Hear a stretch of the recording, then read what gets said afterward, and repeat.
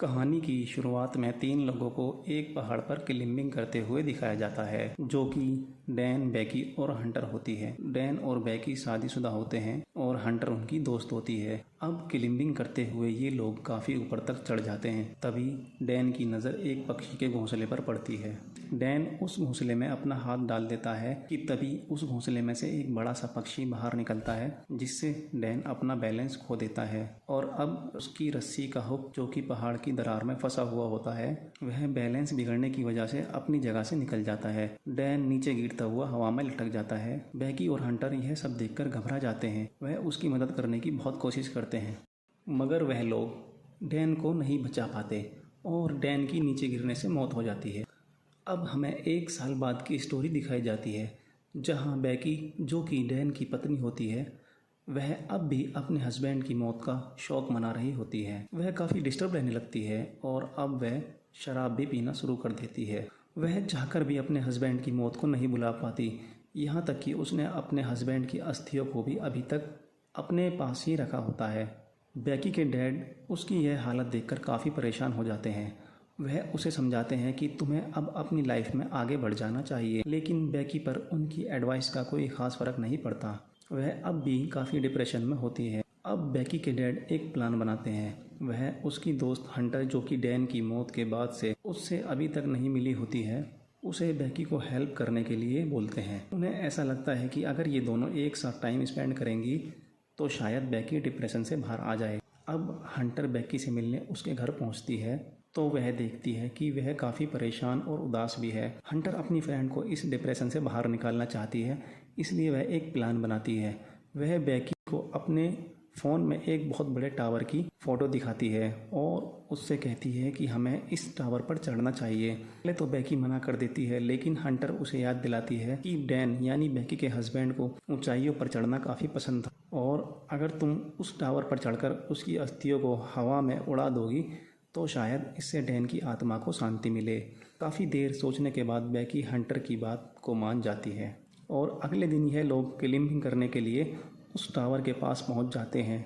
यह टावर एक बीहड़ जगह में होता है, जिसके दूर दूर तक कोई घर नहीं होता और इस टावर की ऊंचाई लगभग 2000 फीट होती है, जो कि ऑलमोस्ट 2 आईफिल टावर की ऊंचाई के बराबर होती है। बेकी, जिसने पिछले 1 साल से कोई भी क्लाइंबिंग नहीं की होती है, वह उस टावर की हाइट को देखकर थोड़ा घबरा जाती है, पर हंटर उसे समझाते हुए कहती है कि तुम्हें डैन की खुशी की खातिर यह करना चाहिए। अब ये दोनों लोग टावर पर चढ़ना शुरू कर देते हैं। यह टावर काफ़ी पुराने लोहे से बना होता है और अब इसमें जंग भी लग चुका होता है। टावर की सीढ़ियों पर चढ़ते हुए बेकी को यह फील होने लगता है कि टावर की सीढ़ियाँ जंग लगने की वजह से हिल रही हैं, मगर हंटर, जो कि आगे की ओर चल रही थी, वह बेकी का हौसला बनाए रखती है। टावर पर चढ़ते हुए इसकी सीढ़ियों के बोल्ट निकलकर गिर जाते हैं, जो कि इन लोगों को पता नहीं लगता।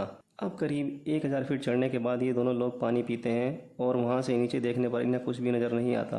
अब जिस सीढ़ी से ये ऊपर की ओर चढ़ रहे होते हैं, हंटर उस सीढ़ी को ज़ोर से हिलाने लगती है, जिससे बेकी काफ़ी डर जाती है। असल में हंटर चाहती है कि बेकी का डर निकल जाए, क्योंकि बेकी बार बार नीचे देखकर डर रही होती है। अब जब ये लोग ऊपर पहुँचने ही वाले होते हैं, तभी सीढ़ी के बाकी बोल्ट निकलना शुरू हो जाते हैं, पर इन्हें अब भी यह पता नहीं लगता और अब ये लोग टावर के टॉप पर पहुंच जाते हैं। टावर के टॉप पर पहुंचने के बाद ये बहुत खुश होते हैं।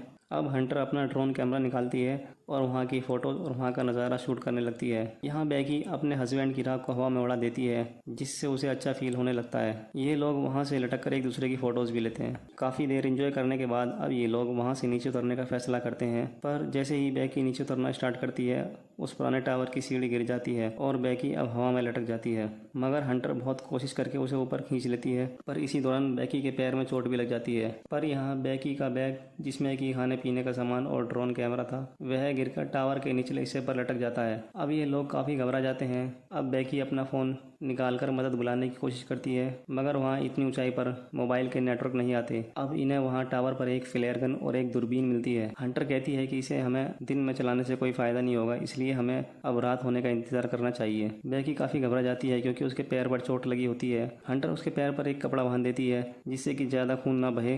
अब काफ़ी देर इंतजार करने के बाद दूरबीन से देखने पर इन लोगों की नज़र एक कार पर पड़ती है, मगर काफ़ी ऊंचाई पर होने की वजह से इन्हें कोई भी नहीं देख सकता। टावर पर चढ़ने से पहले हंटर ने अपनी इंस्टा आईडी पर एक पोस्ट शेयर करी होती है। वह जब यह देखती है कि उसकी पोस्ट पर बहुत सारे लाइक और कमेंट्स आए हुए होते हैं तो वह समझ जाती है कि टावर के बेस के पास नेटवर्क कवरेज है। इसलिए अब वह एक प्लान बनाती है। वह अपने फ़ोन में एक रिकॉर्डिंग करती है और उसे पोस्ट करने के लिए वह अपने फ़ोन को अपने मोजे में डालकर अपने जूते में डाल देती है, क्योंकि जब वह जूता नीचे ज़मीन पर गिरेगा तो वहाँ पर नेटवर्क कवरेज की वजह से वह रिकॉर्डिंग पोस्ट हो जाएगी और शायद उनकी मदद के लिए कोई आ भी जाए। अब हंटर यहाँ दूरबीन से देखती है कि नीचे एक आदमी फ़ोन पर बातें कर रहा होता है, उसके साथ एक डॉग भी होता है। अब बेकी उस आदमी का ध्यान खींचने के लिए अपना जूता निकाल कर नीचे फेंक देती है। उस आदमी की नज़र जूते पर पड़ जाती है, पर वह ज़्यादा कुछ नोटिस नहीं करता। उसे लगता है कि यह जूता यहाँ पर पहले से ही पड़ा है। यह सब देखकर बेकी फ्लेयर गन चलाने ही वाली होती है, लेकिन हंटर उसे यह कहकर रोक देती है कि हमें रात होने का इंतज़ार करना चाहिए।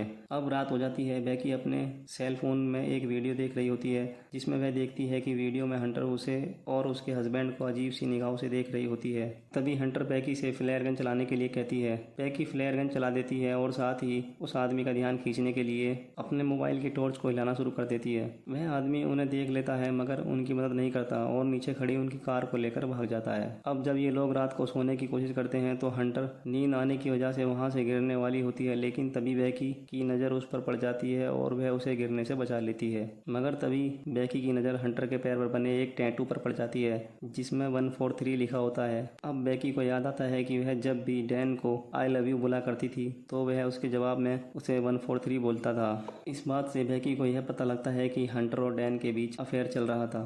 हंटर को यह फील हो जाता है कि शायद बेकी को उस पर शक हो गया है, इसलिए वह अपने अफेयर के बारे में सब कुछ बता देती है। वह अपनी गलती पर काफ़ी शर्मिंदा होती है। वह बेकी से माफ़ी भी मांगती है। बेकी यह सब सुनकर काफ़ी उदास हो जाती है। अगले दिन सुबह बेकी की नज़र टावर के एंटीना पर लटके अपने बैग पर पड़ती है जिसमें ड्रोन कैमरा और खाने का सामान होता है। यहाँ हंटर उससे कहती है कि बैग को मैं ऊपर लेकर आऊँगी। वह अपने आप को एक रस्सी बांधकर नीचे की ओर लटकना शुरू कर देती है, लेकिन एंटीना तक पहुँचने के लिए वह रस्सी छोटी पड़ जाती है। लेकिन हंटर बहुत बहादुरी से रस्सी को छोड़कर एंटीना पर जंप लगा देती है। अब वापस ऊपर जाने के लिए रस्सी हंटर से काफ़ी दूर थी, इसलिए वह उस बैग में से सेल्फी स्टिक निकालकर किसी तरह उस बैग को रस्सी में लटका देती है और खुद भी एक जंप लगाकर रस्सी को पकड़ लेती है। अब हंटर धीरे धीरे रस्सी की मदद से ऊपर की ओर जाने लगती है, लेकिन वह अब काफ़ी थक जाती है जिसकी वजह से उसके हाथ से रस्सी छूटने लगती है, पर किसी तरह वह रस्सी को पकड़े रखती है। बेकी ये सब देखकर काफ़ी घबरा जाती है। वह अपनी पूरी ताकत लगाकर हंटर को ऊपर खींच लेती है। अब वह अपने बैग से पानी निकालकर पीती है।